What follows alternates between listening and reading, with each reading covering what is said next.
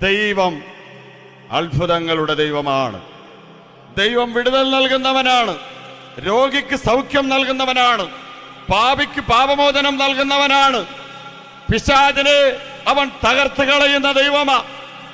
അവന്റെ സാന്നിധ്യം എന്ന പകൽക്കാലം ഈ ചെറിയ കൂട്ടായ്മയിൽ വ്യാപരിക്കുന്നുണ്ട്. ഹല്ലേലൂയ. എൻ്റെ ഒരു സ്നേഹിതൻ ക്യാൻസർ രോഗിയാണ്. അദ്ദേഹത്തിന് വേണ്ടി പ്രാർത്ഥിക്കണം. അദ്ദേഹത്തിന്റെ വീട്ടിൽ ഞാനും പാസ്റ്ററും കൂടെ പോയി. അദ്ദേഹം ബെഡിൽ ഇങ്ങനെ കിടക്കുകയാ. ഒന്ന് എഴുന്നേറ്റിരിക്കുവാൻ പോലും കഴിയുന്നില്ല. അദ്ദേഹത്തിന് വേണ്ടി കരം വച്ച് പ്രാർത്ഥിപ്പാൻ ദൈവം സഹായിച്ചു. ഡോക്ടർമാർ പറഞ്ഞു 20 ദിവസം വരെ മനുഷ്യൻ ജീവിക്കുകയുള്ളൂ. ഇത് പറഞ്ഞിട്ട് 3 മാസം കഴിഞ്ഞു. കഴിഞ്ഞ ദിവസം അവിടെ പ്രാർത്ഥനയ്ക്കായി കടന്നു പോയപ്പോൾ അദ്ദേഹം തുണി അലക്കിക്കൊണ്ട് നിന്നതാണ് കണ്ടത്. ഒരു ഹല്ലേലൂയ പറഞ്ഞ്. മരണത്തിൽ നിന്നുള്ള നീക്കുപോക്ക് നൽകുന്നവനാണ് ദൈവം. നമ്മുടെ കർത്താവ് എത്ര വലിയ ക്യാൻസർ രോഗിയെയും സൗഖ്യമാക്കുവാൻ അവന്റെ കരം കുറുകിപ്പോയിട്ടില്ല. വിശ്വസിക്കുന്നവരുടെ മേൽ വ്യാപരിക്കുന്ന രോഗത്തിന്റെ സൗഖ്യം ഇന്ന് പകൽക്കാലം ഈ ശബ്ദം കേൾക്കുന്ന ഓരോ മക്കളുടെയും ഹൃദയത്തിൽ അത് വ്യാപരിക്കുന്നതിനായി ഞാൻ ഈ പകൽക്കാലം ദൈവത്തിന് നന്ദി പറയുകയാണ്. അവന്റെ ഒരു വാക്ക് മതി നിന്റെ ജീവിതം മാറാൻ. ഹല്ലേലൂയ. പാട്ടുകാരൻ ഇങ്ങനെ പറയുക, എനിക്ക് പുകഴാനാരും ഈ ഭൂമിയിലില്ലേ, യേശുവിനെ പോൽ ശ്രേഷ്ഠൻ വേറാരുമില്ലേ, എനിക്ക് പുകഴാനാരും ഈ ഭൂമിയിലില്ലേ, യേശുവിനെ പോൽ ശ്രേഷ്ഠൻ വേറാരുമില്ലേ. എൻ നിരാശകൾ മാറും ഒരു വാക്കു നീ പറഞ്ഞാൽ, എൻ പിഴവുകളും മാറും ഒരു വാക്കു നീ പറഞ്ഞാൽ, എൻ നിരാശകൾ മാറും ഒരു വാക്കു നീ പറഞ്ഞാൽ, എൻ പിഴവുകളും മാറും ഒരു വാക്കു നീ പറഞ്ഞാൽ. നീ പറഞ്ഞാൽ ദീനം മാറും, നീ പറഞ്ഞാൽ മരണം മാറും, നീ പറഞ്ഞാൽ ദീനം മാറും, നീ പറഞ്ഞാൽ മരണം മാറും. യേശുവേ നീ പറഞ്ഞാൽ മാറാത്തതെന്തുള്ളൂ, യേശുവേ നീ പറഞ്ഞാൽ മാറാത്തതെന്തുള്ളൂ. ഒരു വാക്കുമതി എനിക്കത് മതിയേ, ഒരു വാക്കുമതി എനിക്കത് മതിയേ, ഒരു വാക്കുമതി എനിക്കത് മതിയേ, ഒരു വാക്കുമതി എനിക്കത് മതിയേ. ദൈവത്തിന്റെ ഒരു വാക്കുമതി നിന്റെ ജീവിതം മാറാൻ. നിന്റെ ജീവിതത്തിൽ മരണം താണ്ഡവമാടാതെ അവന്റെ ഒരു ശബ്ദം മതി നിന്റെ വീട്ടിലെ മരണം മാറിപ്പോകാൻ. പക്ഷെ നീ നിന്നെ ഏൽപ്പിച്ചു കൊടുക്കണം. കർത്താവിന്റെ മുമ്പിൽ നീ വിശ്വസിക്കണം. കർത്താവേ, നീ വിചാരിച്ചാൽ എന്റെ കുടുംബത്തിലെ മരണം മാറിപ്പോകും, എന്റെ ജീവിതത്തിലെ മരണം മാറിപ്പോകും, എന്റെ രോഗത്തിന് ശമനമുണ്ടാകും, എന്റെ വീട്ടിലെ ഇരുളുകൾ മാറും, എന്റെ വീട്ടിലെ അന്ധകാരങ്ങൾ മാറുമെന്ന് നീ വിശ്വസിക്കണം. ഹല്ലേലൂയ. എന്റെ ദൈവം എത്ര നല്ലവൻ, എന്റെ കർത്താവ് എത്ര വിശ്വസ്തൻ. അവന്റെ അടുക്കൽ കടന്നു വന്ന ആരെയും അവൻ വെറുതെ പറഞ്ഞയച്ചിട്ടില്ല. രോഗികൾ സൗഖ്യമായി, ഭൂതഗ്രസ്തർ അലറിയോടി, കുരുടന് കാഴ്ച ലഭിച്ചു, മുടന്തൻ തുള്ളിച്ചാടി നടന്നു, വരണ്ട കൈയുള്ളവൻ നിവരുമാറാക്കി, മരിച്ചതായ പലരും ഉയർത്തെഴുന്നേറ്റു. ഹല്ലേലൂയ.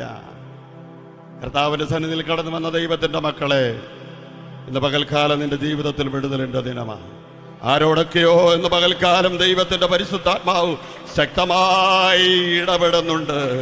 നീ വിശ്വാസത്തോടുകൂടെ ഈ ദൈവത്തിന്റെ വചനം നിന്റെ ഉള്ളിലേക്ക് നീ ഇറക്കി വച്ചാൽ അവൻ നിന്റെ ഹൃദയത്തിലെ ഭാരങ്ങളെ മാറ്റിത്തരുന്ന പകൽക്കാലമായി മാറാൻ പോകുകയാണ്. നിന്റെ ബന്ധനങ്ങൾ അഴിയാൻ പോകുകയാണെന്ന് പകൽക്കാലം, നിന്റെ രോഗങ്ങൾ ഇന്ന് പകൽക്കാലം സൗഖ്യമാകാൻ പോകുകയാണ്.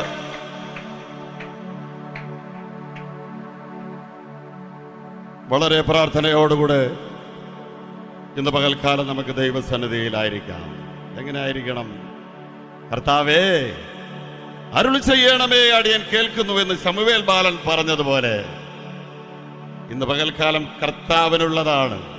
ഇന്ന് നാം സന്തോഷിച്ച് ആനന്ദിക്കേണ്ട ദിവസമാണ്. ഇന്ന് വിടുതലിന്റെ ദിനമാണ്. ശമൂവേൽ ബാലൻ പറഞ്ഞതുപോലെ ഇന്ന് പകൽക്കാലം നമുക്ക് ദൈവസന്നിധിയിൽ പ്രാർത്ഥനയോടുകൂടെ ആയിരിക്കാം. കർത്താവേ അരുളി ചെയ്യണമേ, അടിയൻ കേൾക്കുന്നു എന്നുള്ള പ്രാർത്ഥനയോടുകൂടെ നമുക്ക് ദൈവസന്നിധിയിലായിരിക്കാം. നമുക്ക് ദൈവവചനത്തിലേക്ക് തിരിയാം. വായിച്ചാട്ട് യോഹന്നാന്റെ സുവിശേഷം 9-ാം അധ്യായം അതിന്റെ 4-ാം വാക്യം. ഇന്ന് എന്നെ അയച്ചവന്റെ പ്രവൃത്തി പകൽ ഉള്ളിടത്തോളം നാം ചെയ്യേണ്ടതാകുന്നു. ആർക്കും പ്രവർത്തിച്ചുകൂടാത്ത രാത്രി വരുന്നു. ആർക്കും പ്രവർത്തിച്ചുകൂടാത്ത രാത്രി വരുന്നു. മെശിഹാ തമ്പുരാൻ തന്റെ പരസ്യ ശുശ്രൂഷയിൽ തന്റെ ശിഷ്യന്മാരോട് പറഞ്ഞതായ ചില അനുഗ്രഹിക്കപ്പെട്ട വാക്യസൂത്രങ്ങളാണ് ഈ പകൽക്കാലം വായിച്ചു കേട്ടത്.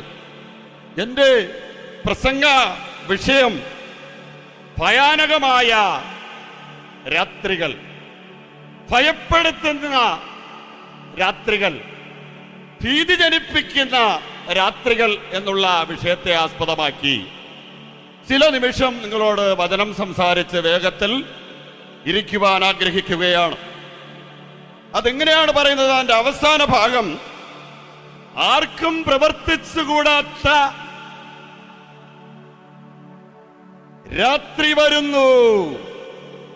ആർക്കും പ്രവർത്തിച്ചുകൂടാത്ത രാത്രി വരുന്നു. കഴിഞ്ഞ വർഷം ഇതേ സമയം കേരളത്തിൽ വയനാട് എന്ന് പറയുന്ന ഒരു ഗ്രാമത്തിൽ രാത്രി ഉറങ്ങിയ അവിടുത്തെ ജനങ്ങൾ ഒരുപാട് പ്രതീക്ഷയോടുകൂടെയാണ് അവർ രാത്രി ഉറങ്ങിയത്. എന്തൊക്കെയാ പ്രതീക്ഷകൾ?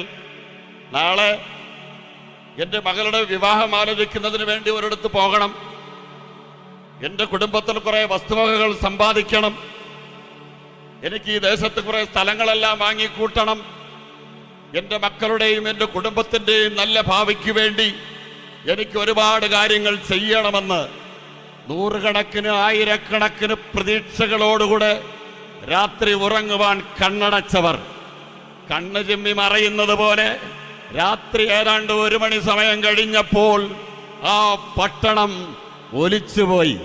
ഉരുൾപൊട്ടലാൽ ആ പട്ടണത്തിൽ നൂറുകണക്കിന് ആളുകളുടെ കൈകാലുകൾ, ശരീരാവശിഷ്ടങ്ങൾ അവരുടെ ശരീരത്തിൽ നിന്ന് വേർപെട്ട് തെറിച്ചുപോയി. അവരുടെ പ്രതീക്ഷകളെല്ലാം ഒരു രാത്രി കൊണ്ട് അസ്തമിച്ചു. ആർക്കും പ്രവർത്തിച്ചു കൂടാത്ത രാത്രി വരാൻ പോകുകയാണ്.